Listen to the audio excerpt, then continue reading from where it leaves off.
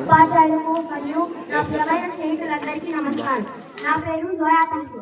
నేను 8వ తరగతి చదువుతున్నాను. ఈ రోజు స్వాతంత్ర దినోత్సవం సందర్భంగా మీ అందరి ముందు మాట్లాడే అవకాశం రావడం నా అదృష్టంగా భావిస్తున్నాను. ముందుగా అందరికీ స్వాతంత్ర దినోత్సవ శుభాకాంక్షలు.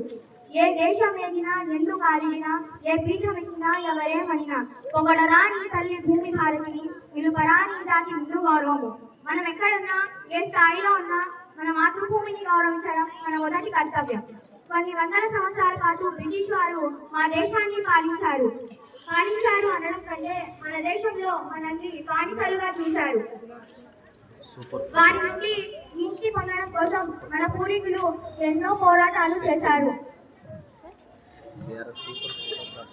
ప్రాణాల సైతం లెక్క చేయకుండా పోరాడిన మహాత్మా గాంధీ, సుభాష్ చంద్రబోస్, భగత్ సింగ్, అల్లూరి సీతారామరాజు వంటి ఎందరో మహానుభావుల త్యాగాల వల్ల 1947 ఆగస్టు 15న మనకు స్వాతంత్రం వచ్చింది. ఈనాడు మనం అనుభవించే ఈ స్వేచ్ఛ వెనుక ఎందరో వీరుల బలిదానాలు ఉన్నాయి.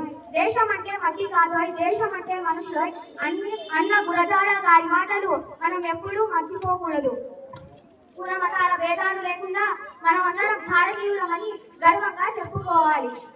ఒక విద్యార్థినిగా నేను బాగా చదువుకొని క్రమశిక్షణతో ఉంటూ నా దేశ ఎదుగుదల కోసం నా వంతు సహాయం చేస్తానని ప్రమాణం చేస్తున్నాను.